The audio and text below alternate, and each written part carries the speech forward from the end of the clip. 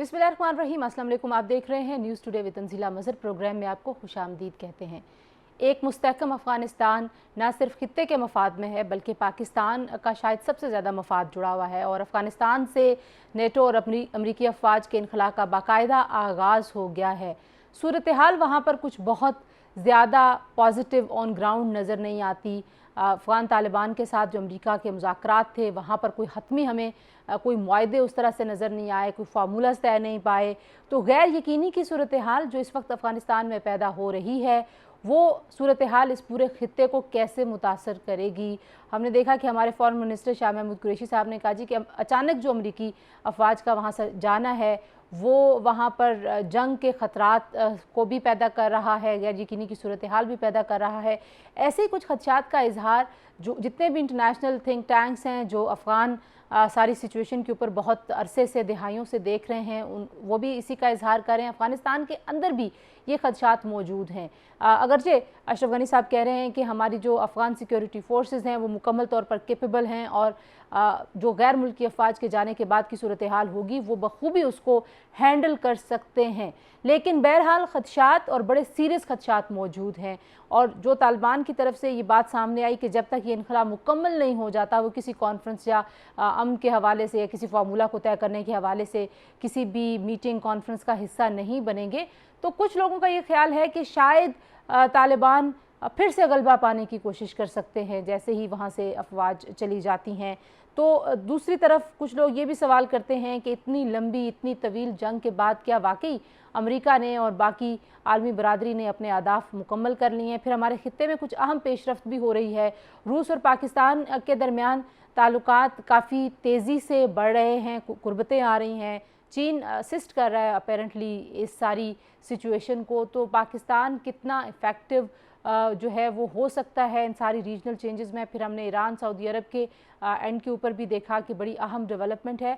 तो बहुत तेज़ी से रीजन में चीज़ें बदल रही हैं और इन बदलती हुई सारी सूरत हाल में अगर आप अफ़गानिस्तान की सूरत हाल को देखें तो अगेन एक सेंटर पॉइंट है। जब तक वो वहाँ पे कोई हतमी बात नहीं होगी आगे कैसे बढ़ेंगे, ये सवाल हम अपने बहुत ही एमिनेंट बहुत ही प्रोमिनेंट पैनलिस्ट के सामने रखेंगे। जी मुझे ज्वाइन कर रहे हैं रहीमुल्लाह यूसुफजई साहब, किसी तारुफ के मोहताज नहीं हैं, सीनियर सहाफ़ी हैं, तज्ज़ियाकार हैं।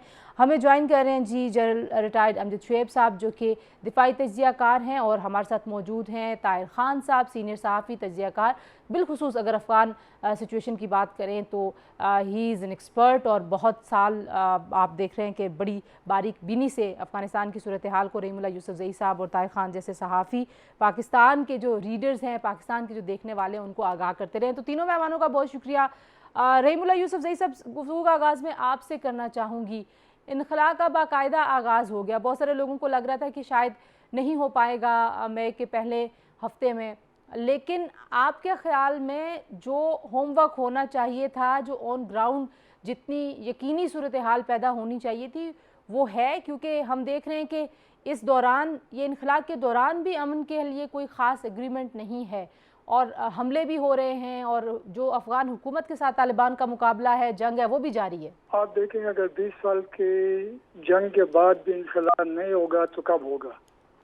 और जिस तरह जो बाइडन ने कहा कि क्या हम मजीद 20 साल तक लड़ते रहेंगे।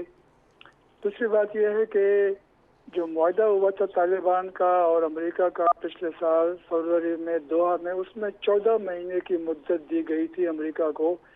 हालांकि तालिबान उस वक्त कह रहे थे कि 6 महीने में गैर मुल्की फौज निकल जाए।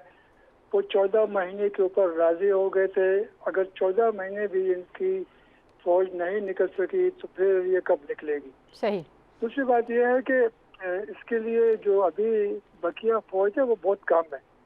यानी अमेरिकी हुकूमत कहती है 2500 है, अमेरिकी मीडिया कहता है 3500 है, और फिर उसके अलावा जो उनके नेटो के रुकन ममालिक है उनकी कोई 8000 फौजी हैं और कोई 16000 वहाँ पे प्राइवेट कॉन्ट्रैक्टर्स हैं जिसमें 8000 अमेरिकी भी हैं। तो इन सबको निकलना है दोहा मुआहदे के तहत।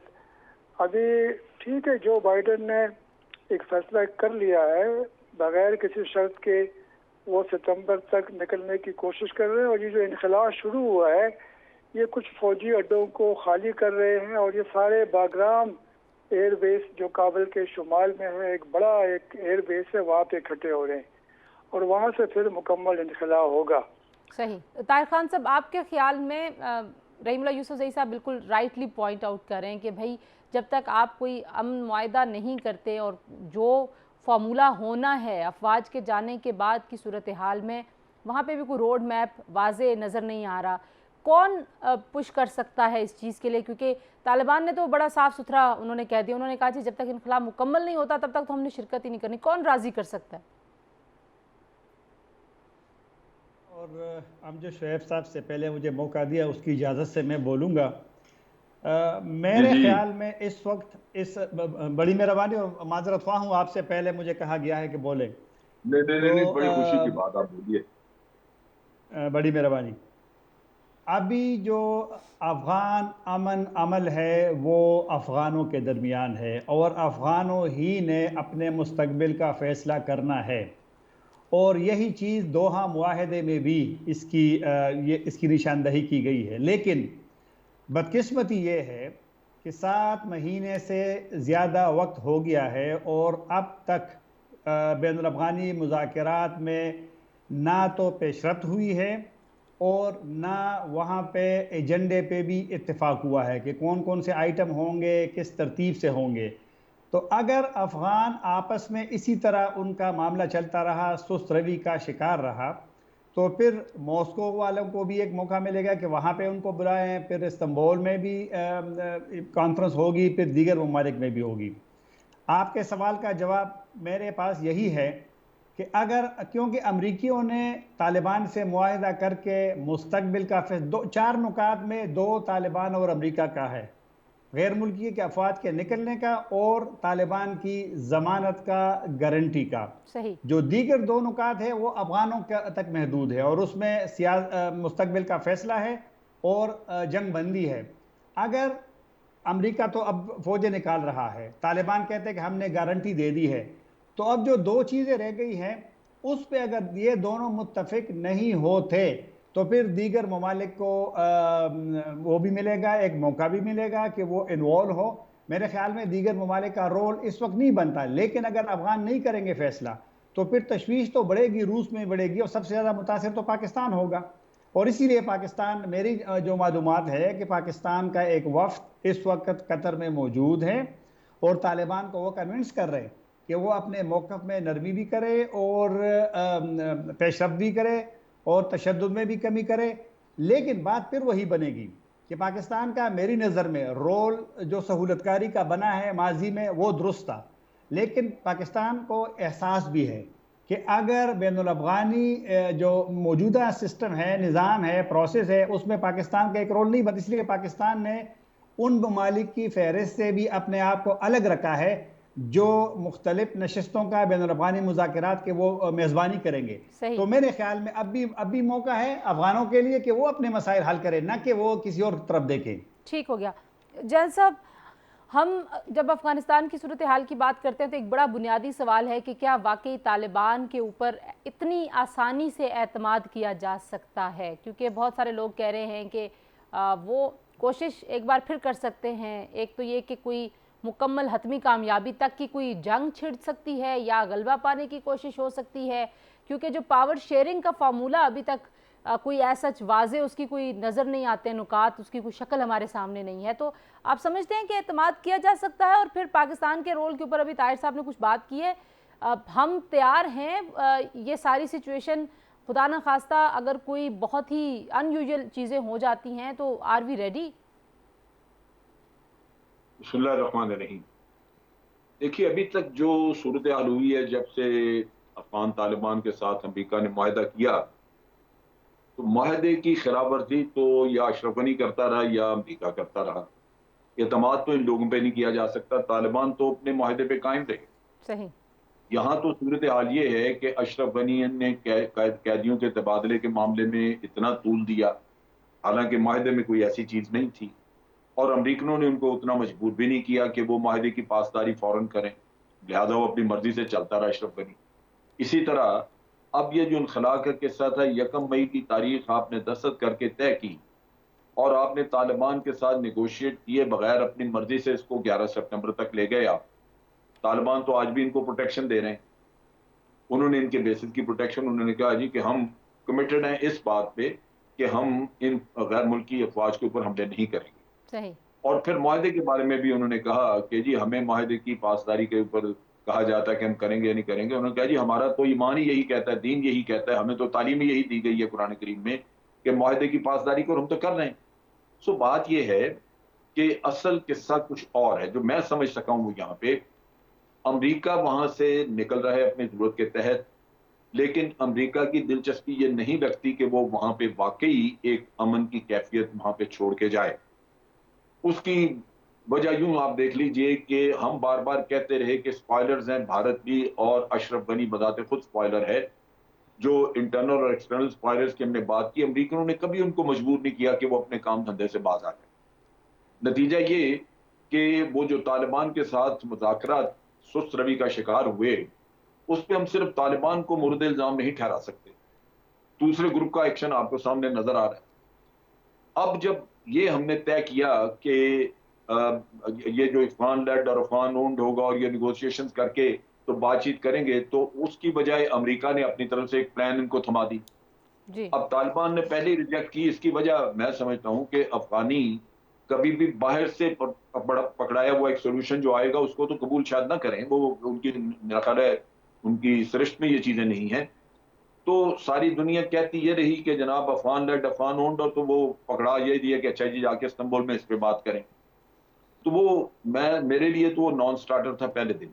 अशरफ गनी ने अपनी प्लान दे दी कि जी मैं तो इलेक्शन करा के ये करूंगा, और तालिबान ने उसको रिजेक्ट कर दिया। अब यहाँ पे जो सूरत हाल नजर आ रही है वो ये है कि तालिबान का बिल्कुल ये आप कह सकते हैं कि बाद में उनकी तरफ से जोर पकड़ेंगे उनके जो ऑपरेशंस हैं, जो वो जंग लड़ना चाह रहे हैं, लेकिन अमेरिका यहाँ पे खाली छोड़ के नहीं जा रहा।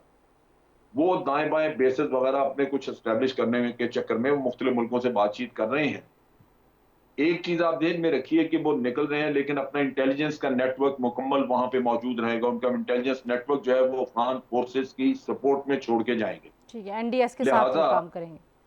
एनडीएस के साथ, लिहाजा उनके बेसिस के ऊपर बाज इक्विपमेंट, बाज चीजें ऐसी मौजूद रहेंगी जो अफगान फोर्सेस इस्तेमाल करेंगे। ठीक हो गया। अच्छा, एक ब्रेक ले लें जरा, ब्रेक। ठीक है, ब्रेक के बाद वापस आएंगे। जैन साहब, आपने बड़ा एक जो पाकिस्तान के लिए चीज़ें हो सकती हैं उसकी बात की है। हम सुन रहे हैं कुछ ओमान भी एक ऑप्शन हो सकता है जहाँ पे कोई सेटअप इस तरह का हो सकता है। आपने कहा पाकिस्तान से नहीं कहेंगे। ब्रेक के बाद बात करते हैं कि इस वक्त जो पाकिस्तान और अमेरिका के ताल्लुकात हैं और जो किरदार अफ़गान तालिबान के साथ मुज़ाकरात और अमन की तरफ उनको लेके आने के लिए पाकिस्तान का रहा है और जो आइंदा बनता है, उसमें पाकिस्तान के पास ऑप्शंस और क्या हैं और कैसे अमेरिका के साथ कोऑपरेशन जारी रह सकती है। ब्रेक के बाद इस पर बात करते हैं, हमारे साथ रहिए।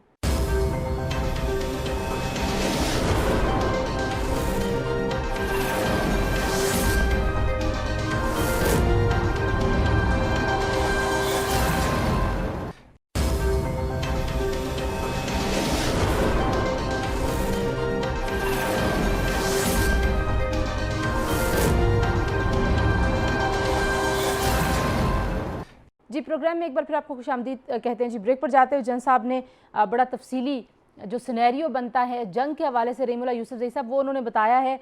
बहुत सारी ज़ाहिर है अब इसमें कुछ हम ख्वाहिश तो हर एक मुल्क की यही है कि अफ़गानिस्तान में स्टेबिलिटी आ जाए। जो कम से कम रीजन की पावर्स हैं वो तो बड़ा कीनली इसको देख रहे हैं, लेकिन आपको लगता है कि पाकिस्तान का जो किरदार हम ज़्यूम कर रहे हैं, पाकिस्तान की फॉरेन पॉलिसी में जो रिफ्लेक्ट हो रहा है, वो किरदार पाकिस्तान अगर अदा करता है तो पाकिस्तान के लिए ऑप्शंस क्या होंगे?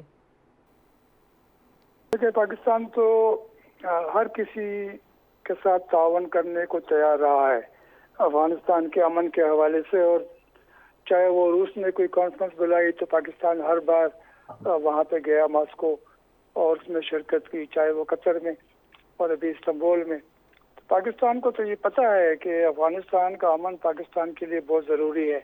अगर अफगानिस्तान का मसला हल होता है तो हमारे भी शायद कुछ मसले हल हो जाएं। एक तो ये है कि भारत अफगानिस्तान की सरजमीन हमारे खिलाफ इस्तेमाल न कर सके, सही। फिर जो पाकिस्तानी तालिबान हैं, बलोच अलहदगी पसंद हैं, उनको पनाह मिली है, शायद उनको वहाँ से निकाला जाए। हम ये भी समझते हैं कि अगर अफगानिस्तान में अमन कायम होगा तो पाकिस्तान और अफगानिस्तान के ताल्लुकात बेहतर होंगे, तिजारत में इजाफा होगा, काफ़ी हमें भी फ़ायदे होंगे और ये बहुत ज़रूरी है पाकिस्तान के अमन के लिए। लेकिन मसला अब ये है कि ये सिर्फ पाकिस्तान के बस में नहीं है जी। जो अफगानिस्तान के अंदर की कुव्वतें हैं जिनके ऊपर सारी बात आ रही है, रहीमुल्लाह यूसुफजई साहब, आपको लगता है वो तैयार हैं किसी एमिकेबल किसी सोल्यूशन के ऊपर पहुंचने के लिए? अगर बैनुल अफगान ही सारा सिनेरियो बनना है तो यू थिंक कि दे आर रेडी मेंटली, वो एक दूसरे को इतना एक्सेप्ट करते हैं या नहीं कर रहे? क्या सिचुएशन है? इसका मसला तो यही है ना कि ये सब के ऊपर दबाव डालना पड़ेगा। वो कहते हैं ना कि किसका किसके ऊपर असर है। अभी पाकिस्तान से कहा जाता है कि तालिबान के ऊपर आपका असर है और आप उनको समझाएं या उनको आप मजबूर करें, तो इस तरह अफगान हुकूमत के ऊपर भी किसी का असर है और फिर जो वहाँ बाकी दड़े हैं मुख्तलिफ सबका शुमाली इत्तेहाद, उनके भी रवाबित रहे हैं। तो मेरे ख्याल में ये सबको ये मिलकर काम करना है। ये मुल्क जो है ये हमसाया मुल्क भी हैं, बड़ी ताकतें भी हैं, इनका रोल मस्बत भी हो सकता है और मनफी भी हो सकता है। पहली बार अमेरिका ने ईरान का नाम लिया है कि उसको भी इस्तांबुल कॉन्फ्रेंस में शिरकत की दावत दी जाए, हालांकि ईरान का बड़ा अहम रोल है। तो मेरे ख्याल में ये रूस, चीन, ईरान, पाकिस्तान, इन सब का रोल बनता है, तुर्की का भी है, कतर का भी है। तो इन सबको मिलकर ये हालात को बेहतर बनाना पड़ेगा। अच्छा, ठीक होगा। जनरल साहब, ये अमेरिका की जो अब पॉलिसी, इसमें आप भी कह रहे हैं कि शक तो ज़्यादा उनके ऊपर करना चाहिए कि वो मुआहदा जो मिनोअन उन्होंने किया है उस पर कितना अमल दरामद करते हैं, लेकिन अमेरिका का मफाद तो है कि वो, जैसे आपने खुद कहा, कि वो खित्ते में मौजूद रहे। लेकिन दूसरी जानिब अमेरिका जो जिस जंग में इतना अरसा फंसा रहा है, जितना उसको नुकसान हुआ है, अब कोरोना की सूरत हाल ने तमाम मईशतों के लिए नए चैलेंजेस भी पैदा कर दिए हैं, तो वो अफोर्ड भी नहीं करते। लेकिन आपको लगता है कि जो इसका कोई फॉल बैक होगा इस सारी सिचुएशन का, अमेरिका बिल्कुल अपने कंधों से जिम्मेदारी को हटा नहीं सकता, दुनिया ज़ाहिर है अमेरिका को रिस्पॉन्सिबल समझेगी, कोई प्रेशर वहाँ पे भी आ सकता है कि आपने भी जो कमिटमेंट्स की आप भी वो पूरी करें और अपनी क्लियर इंटेंशन दिखाएं? देखिए, अमेरिका तो मनमानी अपनी करता रहा। ये अमन चाहते हैं वहां पे, लेकिन अपनी मर्जी का, और वो उनकी मर्जी का यही है कि अशरफ गनी की हुकूमत कायम रहे या जिनको ये सपोर्ट करते रहे वो लोग वहां पे मौजूद रहें, और इसी तरह भारत का जो रोल है वो भी रहे। आपको याद होगा कि जब अमेरिका ने ट्रंप के वक्त में अपनी साउथ एशिया स्ट्रेटजी और पॉलिसी पेपर इशू किया था, तो उसमें और किसी का नाम नहीं था। उन्होंने कहा जी अब साउथ एशिया में भारत ही एक मेन फोर्स होगी, और अफगानिस्तान के नुक्ता निगाह से उसी का नाम दिया। सही। अब ये अगर मौजूद रहते हैं दोनों इसी तरह, तो तालिबान कम से कम अशरफ गनी को तो वो कबूल करते ही नहीं, तो नेचुरली फसाद की एक वजह मौजूद रहेगी। इसी तरह पाकिस्तान उस अमन को क्यों सपोर्ट करे जहां ब्रॉड बेस्ड गवर्नमेंट नहीं बन रही, और वही सेटअप अमेरिका कायम रखना चाहता है, या वो रहेगी इसी तरह ही जिस सेटअप से पाकिस्तान को तकलीफ है, तो पाकिस्तान उससे क्यों सपोर्ट करे। आज अमेरिका पाकिस्तान से दो चीजें मांग रहा है। एक ये कि तालिबान को इस चीज के ऊपर आप कायल करें कि वो वायलेंस कम करें, और अमेरिका 11 सितंबर तक जो इनखला कर रहा है उसमें उनके ट्रुप्स को या फॉरेन ट्रुप्स को कोई नुकसान ना पहुंचाया जाए, उनका कोई नुकसान ना हो। एक तो ये जरूरत उनकी है। उसकी वजह ये है कि उन्होंने किसी एग्रीमेंट के तहत तो किया नहीं, 11 सितंबर अपनी मर्जी से फिक्स कर दी। दूसरा, वो उनको चाहते हैं कि किसी तरह वो टर्की में जो इस्तांबुल प्रोसेस वो शुरू करना चाहते हैं उसका हिस्सा बने और पाकिस्तान उनको प्रेशराइज करे।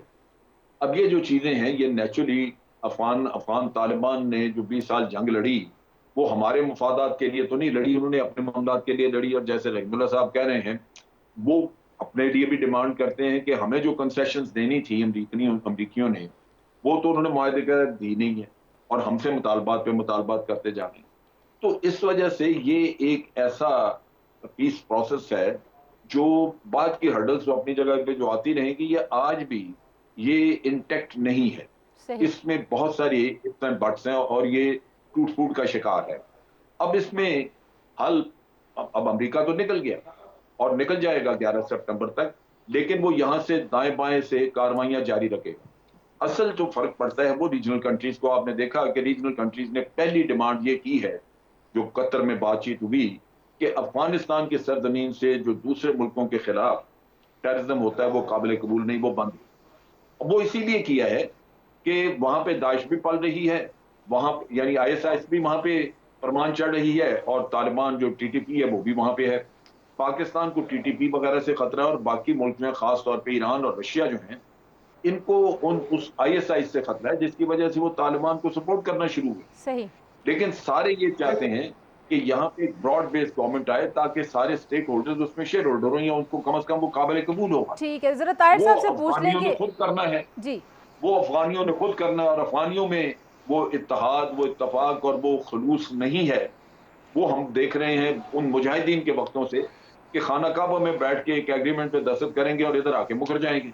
ठीक हो गया। तो ये वो एक इशू और है जो कि ताहिर साहब, करना ये बहुत जो ही मुश्किल। मिसट्रस्ट है विद इन द अफगान, जो जितने भी ग्रुप्स हैं, चाहे वो तालिबान के फ्रैक्शंस हों, चाहे वो गवर्नमेंट के हों, ये मिसट्रस्ट आपको लगता है कि अफगानिस्तान में रियलाइजेशन है, या अफगानिस्तान के अंदर कोई ऐसा इन्फ्लुएंस इनका आपस में है कि जिसकी वजह से ये तय हो? क्योंकि हम देख रहे हैं कि कुछ शख्सियतें भी ऐसी हैं कि जो बिल्कुल काबिल कबूल नहीं हैं। तो क्या कोई नई गवर्नमेंट, नई कोई चीज़ आप सोचते हैं कि अफगानिस्तान के अंदर लोगों की क्या ख्वाहिश नज़र आती है?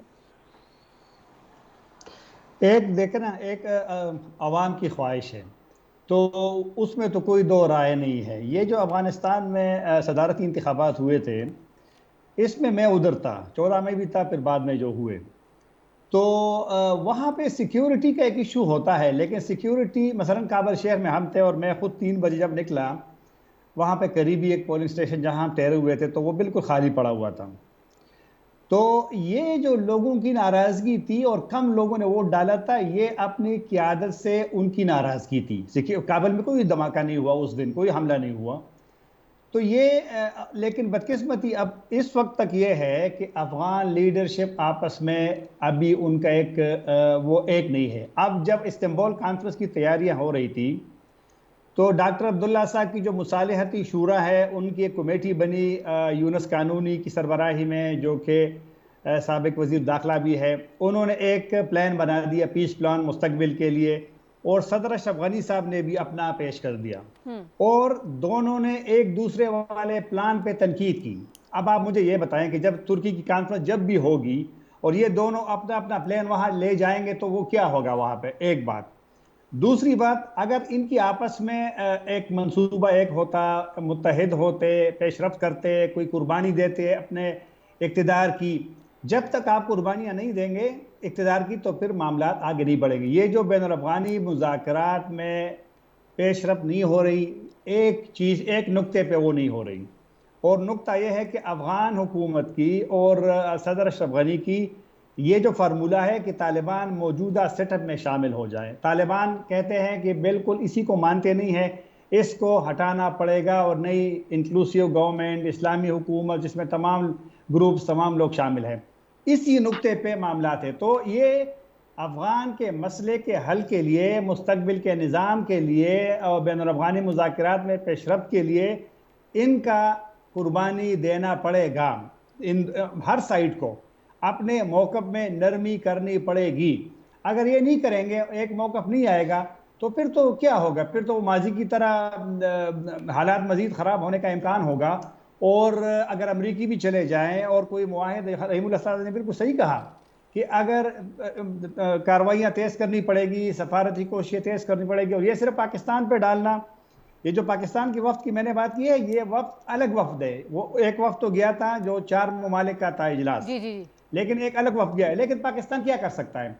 पाकिस्तान उनको दरख्वास्त ही कर सकता है। ये जो खबरें आई थी कि पाकिस्तान दबाव डालेगा, मेरे ख्याल में वो खबरें भी दुरुस्त नहीं थी, और दबाव डालने वाला ये प्रेशर टैक्टिक्स जो है ये काम नहीं है। और पाकिस्तान क्यों दबाव डाले? ठीक है, अच्छा एक ब्रेक ले लेंगे। जो जिस बात की तरफ आप इशारा करें कि जो इक़्तिदार में है उनको कुर्बानी देनी, उनको कौन मजबूर कर सकता है?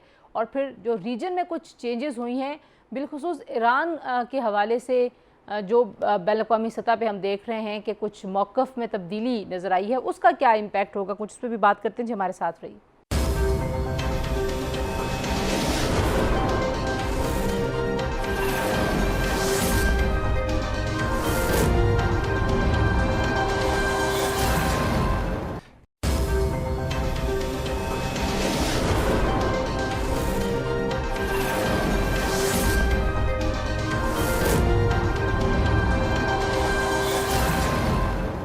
जी, प्रोग्राम में एक बार फिर आपको खुशामदीद कहते हैं। जहाँ साहब, जो रीजन में बाकी तब्दीलियाँ हो रही हैं और बिलखुसूस अगर हम देखें तो कुछ एक बड़ा शिफ्ट हमें नज़र आया है पाकिस्तान और इंडिया के पर्सपेक्टिव में पाकिस्तान की तरफ से, फिर ऐसा ही शिफ्ट हमें सऊदी अरब और ईरान के बीच में नज़र आया, अमेरिका और ईरान के बीच में आया। आपको लगता है कि ग्लोबल कुछ ऐसा मॉडल करने की कोई कोशिश हो रही है कि ये जितने भी इश्यूज़ हैं ये रिजॉल्व हो जाएं? सिर्फ जो एक इशू ज़ाहिर है वो इसमें अनएड्रेस्ड रहता है, वो पाकिस्तान का जो कश्मीर के हवाले से पॉलिसी है वो है, लेकिन बाकी चीज़ें कुछ मूव हो रही हैं अपनी अपनी जगहों से। इसको आप कैसे देखते हैं? देखिए, बात यह है कि पाकिस्तान तो हमेशा से ये बात करता रहा कि बातचीत होनी चाहिए और पुरअमन तरीके से मामला हल होने चाहिए, लेकिन भारत कोई ना कोई रास्ता निकाल के तो इस प्रोसेस से हटता रहा। अब जब भारत को अपनी मुश्किलात आई, अंदरूनी भी बैरूनी, आपने देखा है चाइना के साथ वो उनकी खासी कन्फ्रंटेशन हुई और आज दिन तक वो वहीं फंसे पड़े हैं, क्योंकि चाइना ने वो इलाका खाली नहीं किया जो वो नहीं करना चाह रहे थे, खासतौर पे गलवान वैली का इलाका। जी। तो उनके अपने जो इंटेलेक्चुअल्स हैं, उनके अपने स्ट्रेटजिशियंस हैं, वो उनको मशवरा दे रहे थे कि आपको कम से कम एक फ्रंट जो है उसके ऊपर अपने कुछ न कुछ ताल्लुकात बेहतर करने चाहिए, क्योंकि टू फ्रंट वॉर या टू फ्रंट इशू जो भी आप लेके चलें वो आपके लिए संभालना मुश्किल होगा। लेकिन इंडिया में तो हमने कोई तब्दीली नहीं देखी, हमारी तरफ तब्दीली तो हमें बड़ी वाज़ेह नजर आई। मैं वही बात कर रहा हूँ कि हुआ क्या है कि इंडिया ने आपको एक ऑफर कर दी कि जी हम आपसे बातचीत करने को तैयार हैं, नॉर्मलाइज करने को तैयार हैं। आपने बिल्कुल उसी तरह छलांगे मारनी शुरू कर दी हमारे लोगों ने, जिस तरह के ट्रंप ने कहा था मैं सालिसी करने को तैयार हूं, तो यहाँ ढोल बजने शुरू हो गए। अच्छा। हालांकि इंडिया को तो कभी काबिल कबूल नहीं हुई सालिसी, और उसके अलावा ये है कि अमेरिका कौन सा कोई ईमानदार सालिस होता, वो भी जिस तरह अफगान इशू पे पाकिस्तान को इस्तेमाल करके भारत को वहां बिठा दिया, यहाँ भी वो भारत को ऑब्लाइज करता। लेकिन ये हमारे यहाँ कोई मसला है कि लोग इसके ऊपर बहुत ज्यादा तवक्कुआत लगा लेते हैं। आपने अगर इंडिया से ताल्लुकात ठीक करने हैं तो किन बुनियादों पे, वो कौन से ऐसे नुकात हैं जिनकी बुनियाद पे, मैं समझता हूँ फॉरेन ऑफिसर्स की अक्सर बात करता रहता है और वो बड़े वाजे हैं कि जनाब कश्मीर में आप पहले तो वो हालात पैदा करें जहां हम नेगोशिएशन की बात किया करते थे। इन हालात में तो नहीं हमने नेगोशिएशन की बात की। जब आपने 370 आर्टिकल 370 और 35A को एब्रोगेट कर दिया तो वो तो बातचीत का सारा किस्सा ही मुख्तलिफ हो गया। तो आप पहले उस नुक्ते पे जाएं जहां बातचीत की हम करते थे, तो वो कोई ऐसी चीज नजर नहीं आती।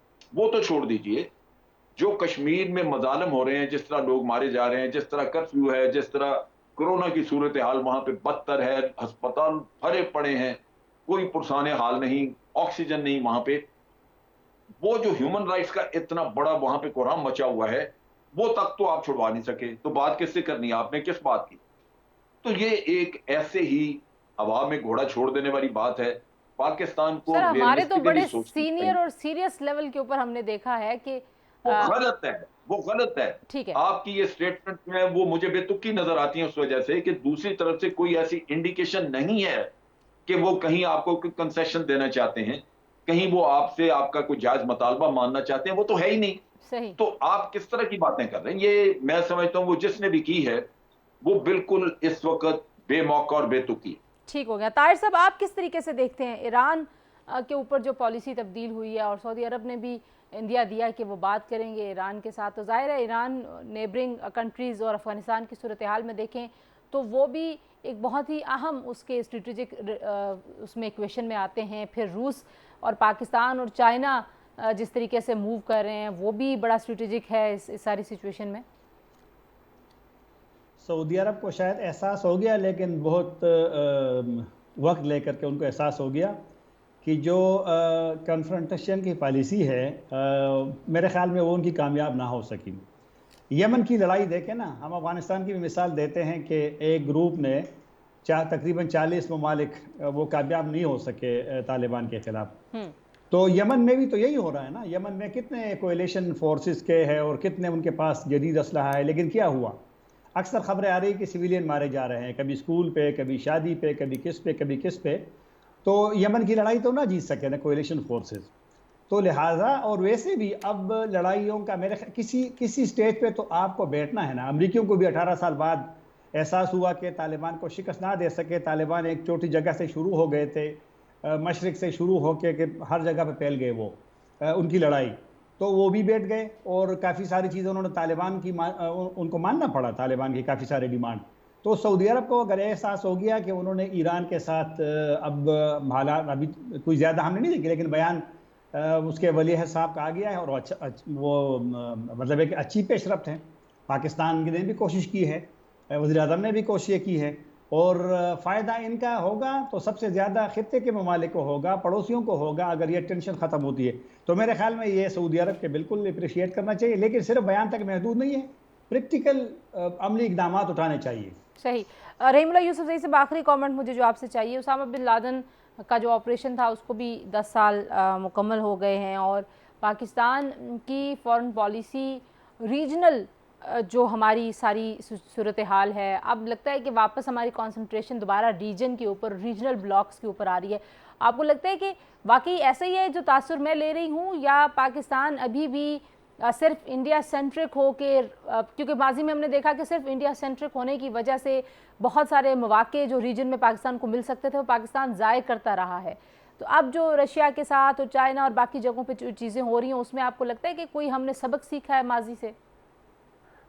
मेरे ख्याल में देखें, अमेरिका की जो पॉलिसी में तब्दीली आई, और ये अभी नहीं आई बल्कि ये बुश और फिर ओबामा, ट्रंप, और ये भारत के बहुत करीब जो अमेरिका गया है, पाकिस्तान को ये एहसास हुआ कि पाकिस्तान को भी मुतबादिल जो है ढूंढने चाहिए। और फिर हमने देखा कि चीन से तो हमारे ताल्लुकात बड़े पुराने हैं, करीबी हैं, लेकिन रूस की तरफ से भी काफ़ी मस्बत जवाब आया, तो उनसे हमारे ताल्लुकात बेहतर हुए। फिर ईरान से जो हमारे अख्तिलाफात रहते थे अफगानिस्तान के हवाले से, तालिबान के हवाले से, वो भी तकरीबन ख़त्म हो गए, क्योंकि ईरान ने भी तालिबान को सपोर्ट किया है। और तुर्की के हम बड़े करीब हुए हैं। वो इंडिया सेंट्रिक जो आपने लफ्ज़ इस्तेमाल किया, यानी अगर हम इंडिया सेंट्रिक हैं तो इंडिया भी पाकिस्तान सेंट्रिक है। कुछ लोग ये तवक्को करें, आखिरी कमेंट एक अगर जुमला इस पे भी कह लें, कि कोरोना के बाद की जो सूरत हाल हुई है, जितना ह्यूमैनिटेरियन क्राइसिस हमने देखा है, वो भी शायद मोदी सरकार को थोड़ा सा अपना रवैया बदलने के ऊपर मजबूर कर सकता है। यू थिंक कि ऐसा हो सकता है या नहीं, वहाँ से बेहिसी ऐसी रहेगी? देखिए, वो तो मेरे ख्याल में अंदरून जो है इंडिया, तो वहाँ पे मोदी और बीजेपी की मेरे ख्याल में काफ़ी मुखालफत हुई है। ये जो अभी आसाम में और वेस्ट बंगाल में और केरला में इंतखाबात हुई, ये ज़रा जो अभी पीक आया है कोविड-19 का, उससे पहले हो गए थे। अगर ये इंतखाबात अभी होते या इसके बाद होते तो मेरे ख्याल में बीजेपी के वोट बहुत कम पड़ने थे। अभी भी कहा जा रहा है कि वेस्ट बंगाल में वो हार जाएंगे, लेकिन मैं ये कहता हूँ कि अंदरून तौर पर मोदी जो पहले बड़ा पॉपुलर था, मेरे ख्याल में उसकी जो सपोर्ट है, साख है, वो बड़ी ख़राब हुई है, और इसकी वजह से उसकी हुकूमत भी कमज़ोर हो जाएगी। और शायद वो फिर कोशिश करें कि कुछ हमसाया मुल्कों से ताल्लुकात बेहतर बनाएं, वरना फिर उनकी मुश्किलात में इजाफा होगा। बहुत शुक्रिया जनरल अमजद शुएब साहब, रहीमुल्लाह यूसुफ़ज़ई साहब, ताहिर ख़ान साहब, आपने गुफ्तगू सुनी जी। रीजनल कुछ सिचुएशन का हमने जायज़ा लिया। हमारे एनालिस्ट का ख्याल ये है कि अफ़गानिस्तान के अमन का हल ज़ाहिर है बैनुल अफ़गान मुज़ाकरात और उनके आपस के मुआहदे और आपस के जो सारे मामलात हैं वो खुश उसलूबी से जब तक तय नहीं होते, तब तक शायद मामला ऐसे ही गैर यकीनी की सूरत हाल से दो चार रहेगा। अब अफ़गानिस्तान के अंदर हर एक ग्रोह पर, हुकूमत पर, मुख्तलिफ़ ममालिक का जो असर व रसूख है, वो ममालिक कितनी नेक नियति से वो असर व रसूख इस्तेमाल करते हैं, क्योंकि पाकिस्तान की तरफ से तो हमेशा एक बहुत क्लियर और अच्छी इंटेंशन के साथ अफ़गानिस्तान में अमन के लिए कोशिशें जो भी होती रहीं, पाकिस्तान उनका हिस्सा बनता रहा, लेकिन जब तक बाकी ताकतें अपना असर व रसूख नेक नियति से इस्तेमाल नहीं करेंगी, ख़तरात इस खित्ते के लिए और सबसे ज़्यादा पाकिस्तान के लिए और अफ़गानिस्तान के अवाम के लिए ऐसे मौजूद रहेंगे। अपना बहुत सारा ख्याल रखिए जी। अल्लाह हाफ़िज़।